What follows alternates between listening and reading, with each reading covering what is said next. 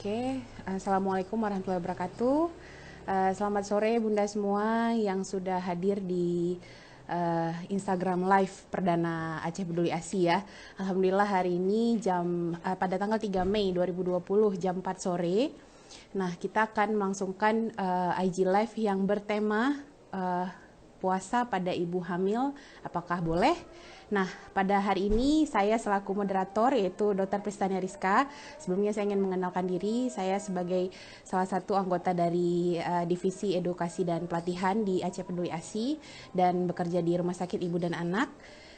Dan hari ini insya Allah kita akan hadirkan seorang pemateri, yaitu kita langsung ini ya, invite ke sini ya. Sebentar, dengan Dr. Yusra Septivera, spesialis obstetri dan ginekologi. Kita lagi sambungkan ke beliau ya. Ya. Ya, halo, assalamualaikum dokter. Halo, assalamualaikum Tania. Waalaikumsalam dokter. Gimana suara saya? Apa bisa didengar? Iya, insya Allah didengar jelas. Mungkin untuk yang ikut Instagram Live juga bisa respon ya kalau misalnya ada nyangkut atau suaranya yang tidak terdengar jelas ya. Mohon responnya. Oke, bismillahirrahmanirrahim. Ini dengan pemateri kita Dr. Yusra Septivera, spesialis obgyn. Ya, kita kenalkan dulu sedikit CV beliau. Beliau mengambil program spesialis di Fakultas Kedokteran Universitas Erlangga di Surabaya dan bekerja di Rumah Sakit Umum Dr. Zainal Abidin. Sekarang beliau praktek di Kimia Farma KMC ya dokter ya, depan kantor Bulog. Ya. Dan beliau ini sudah dikaruniai 3 orang putra dan putri yang sehat. Alhamdulillah. Kemudian jabatannya di Aceh Peduli ASI yaitu sebagai Ketua Edukasi dan Pelatihan ya Aceh Peduli ASI. Nah, insya Allah dokter sore ini kita mau bahas tanya jawab lebih tepatnya ya. Nah, kebetulan kemarin-kemarin kita sudah membuka sesi pertanyaan sebelumnya. Jadi kita bisa menyaring pertanyaan yang ada yang mirip-mirip gitu ya.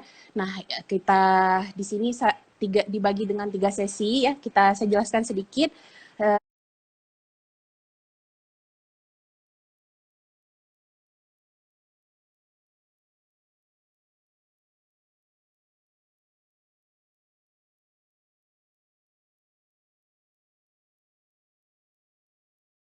Sedikit sesi yang pertama yaitu tanya jawab dari pertanyaan yang sudah kita kumpulkan sebelumnya. Kemudian bismillah kita langsung saja ya dok ya untuk pertanyaan sesi pertamanya. Ya, Oke. Ini dari teman-teman Bumil ya yang sudah menitipkan pertanyaannya ke saya melalui Japri WhatsApp. Saya rangkum. Yang pertama adalah ibu hamil trimester 1 ya. Ibu hamil trimester 1 dia sedang mual muntah berat tapi memaksakan diri untuk berpuasa. Apakah berbahaya dan bagaimana cara mencukupi nutrisi si janin dengan kondisi tersebut?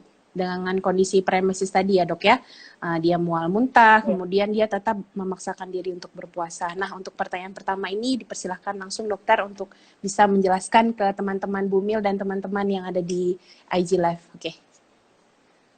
Ya, terima kasih semua ibu-ibu. Terima kasih Tania sebagai moderator.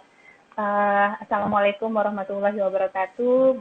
Bagi ibu-ibu semua yang sudah bergabung dengan kami dari ALPA Aceh Peduli ASI pada IG Live kita pada hari ini. Gimana? Udah lagi ini ya ngabuburit untuk berbuka puasa.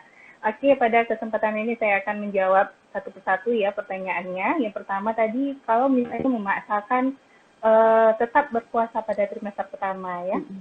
Jadi ibu-ibu sekalian, kita tahu bahwa kondisi kehamilan seseorang itu tidak sama satu sama lainnya.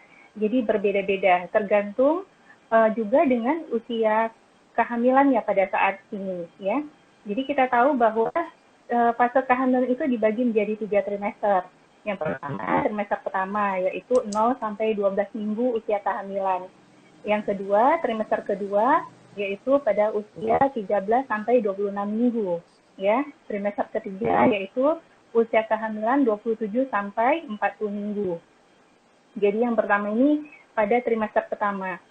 Jadi ibu-ibu sekalian harus tahu bahwa pada trimester pertama ini itu terjadi banyak perubahan ya, di mana misalnya ibu hamil itu dia akan mengalami penyesuaian ya, karena apa? Karena pada trimester pertama ini terjadi perubahan-perubahan fisiologi pada kehamilan. Yang seseorang biasanya moodnya bagus, ternyata sekarang kok jadi senewen seperti itu ya, karena perubahan hormonal di situ ya. Pada fase trimester pertama ini apa yang paling mencolok? Yaitu perubahan hormonal. Yang pertama yaitu adalah beta HCG. Beta HCG ini sangat berpengaruh terhadap mual dan muntah ya. Jadi biasanya pada trimester pertama ini ibu-ibu hamil itu biasanya masih mual, muntah, tidak nafsu makan, gangguan lambung ya. Jadi biasanya pada trimester pertama ini nafsu makan sangat berkurang dan sehingga intake dari nutrisinya sangat sedikit. Terus apalagi yang terjadi pada fase trimester pertama ini? Pada trimester pertama ini dia terjadi pertumbuhan organ, di mana organ-organ otak, saraf, ginjal, jantung, paru-paru, semuanya berkembang pada saat ini. Jadi fase dalam pembentukan organ-organ tubuh. Terus apalagi di sini pada fase trimester pertama ini plasenta lagi terbentuk ya. Jadi suplai makanan kita tahu bahwa plasenta itu merupakan transport dari ibu ke bayi. Jadi plasenta di sini mulai terbentuk ya. Terus apalagi yang dibutuhkan pada trimester pertama ini adalah nutrisi yang cukup. Selain nutrisi yang cukup apa? Yaitu adalah mikronutrien. Yang paling penting adalah asam folat. Jadi asam folat di sini sangat dibutuhkan pada ibu hamil.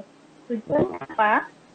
Jadi ibu hamil itu harus membutuhkan asam folat itu sekitar 0,4 sampai 0,8 mg per harinya. Ya, jadi kenapa kalau misalnya kekurangan asam folat? Resikonya apa? Jadi kalau pada awal mau pengen hamil dan sampai hamil pada awal-awalnya itu harus mengkonsumsi asam folat yang cukup seperti itu. Karena kalau misalnya tidak tercukupi, nanti akan terjadi kelainan-kelainan kongenital seperti misalnya neurotic defect, tidak terbentuknya tabung saraf ya pada tulang belakangnya, kelainan pada tulang belakang seperti spina bifida, bahkan sampai terjadinya anencephaly. Jadi dari beberapa literatur yang saya baca, bila ibu hamil yang mengeluhkan mual, muntah, gangguan cerna, tidak nafsu makan, itu sebaiknya tidak dianjurkan untuk berpuasa terlebih dahulu pada trimester pertama. Mungkin begitu Tania.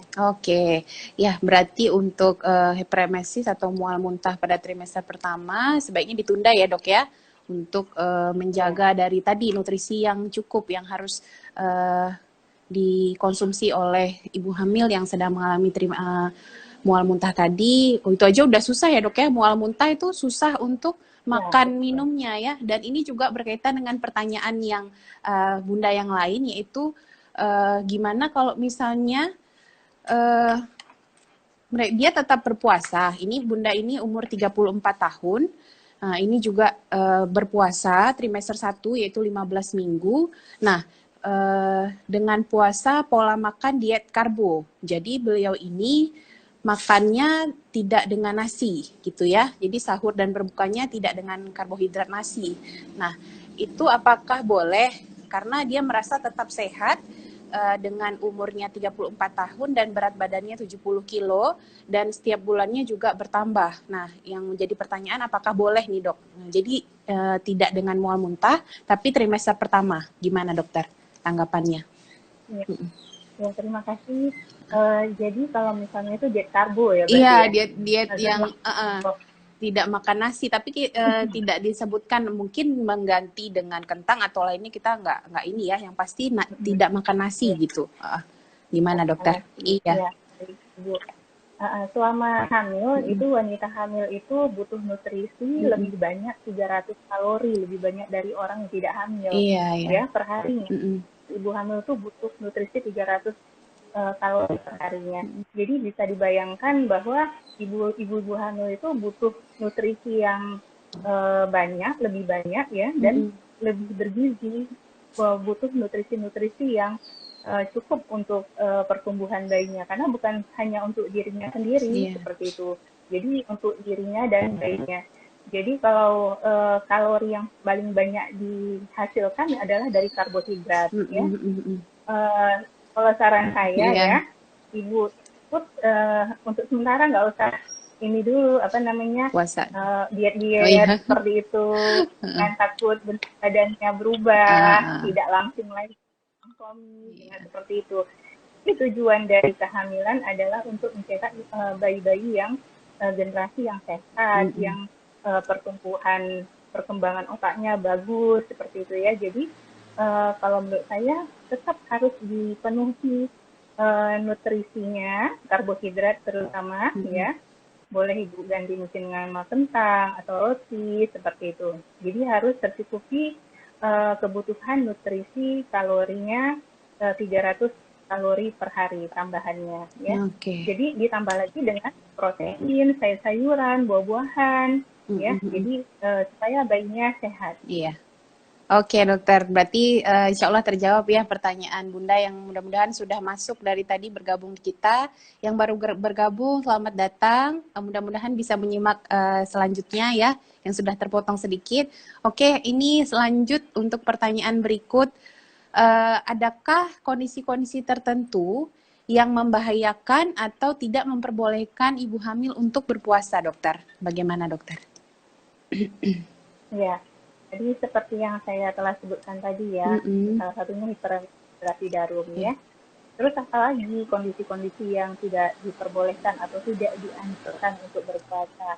Misalnya pendarahan, ya, Mm-mm. ancaman persalinan prematur, sering kontraksi, seperti itu, atau abortus iminen, keguguran mengancam, Mm-mm. hamil kembar, ya, Iya. berbagai penyakit penyerta lainnya seperti hipertensi, diabetes, atau anemi, preeklamsi, dan kondisi-kondisi lainnya atas penilaian dokter yang tidak dianjurkan berpuasa. Oke, berarti untuk hal ini juga harus dikonsultasikan ke dokter obgyn juga ya dokter ya. Ya, Mungkin untuk dinilai dari betul. ya dari kondisi janinnya, bagaimana apakah boleh berpuasa gitu ya dokter ya. Oke, Betul. ya kita lanjutkan dari titipan pertanyaan.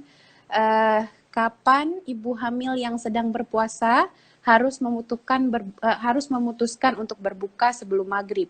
Kondisi atau gejala apa yang diwaspadai oleh si bumil ini? Bagaimana dokter? Ya, terima kasih. Jadi kondisi-kondisi apa yang harus kita waspadai ya waktu kalau Mm-mm. misal kita untuk berpuasa, misalnya siang hari ibu-ibu jam 1 gitu ya, di mana kadar gula darah itu lagi menurun sangat drastis ya. Jadi misalnya terjadi pusing, lemas, mata berkunang-kunang, sampai hitam, ya, pandangan mata sangat hitam seperti itu, atau jantung berdebar-debar, keringat dingin. Nah, itu merupakan suatu tanda bahwa kadar gula darahnya sangat rendah di dalam darah. Jadi ibu-ibu dalam kondisi tersebut sebaiknya untuk disarankan untuk langsung berbuka. Oke. Kenapa? Nanti bisa menyebabkan pingsan, Iya, iya. ya. Kalau ikut memaksakan diri untuk berpuasa sampai menjelang berbuka atau menjelang maghrib, ditakutkan pada saat itu ibu akan pingsan, jatuh, dan bisa mencederai bayi yang dikandungnya tadi, seperti itu. Iya. Dan dilihat lagi dari air kencingnya, misalnya air kencingnya sangat sedikit, ibu merasa sangat haus, dehidrasi, ya. Jadi ibu-ibu seperti itu dilihat kondisinya terlebih dahulu. Kalau memang tidak sanggup dan apa namanya kondisinya tidak memungkinkan, tidak usah dilanjutkan puasanya. Oke, ya berarti dengan tanda-tanda dehidrasi, kemudian tanda-tanda kurangnya gula darah ya dokter ya, segera langsung dihentikan karena kita menyangkut dua nyawa nih dokter ya, nggak cuman ibunya tapi janinnya juga gitu. Oke, kita lanjut ke pertanyaan dari Bunda selanjutnya. Nah, tadi kan dokter udah menyebutkan bahwa asam folat salah satu yang terpenting pada trimester pertama juga ya. Nah, di sini Bunda ini bertanya, selain asam folat, apakah suplemen kalsium itu penting di trimester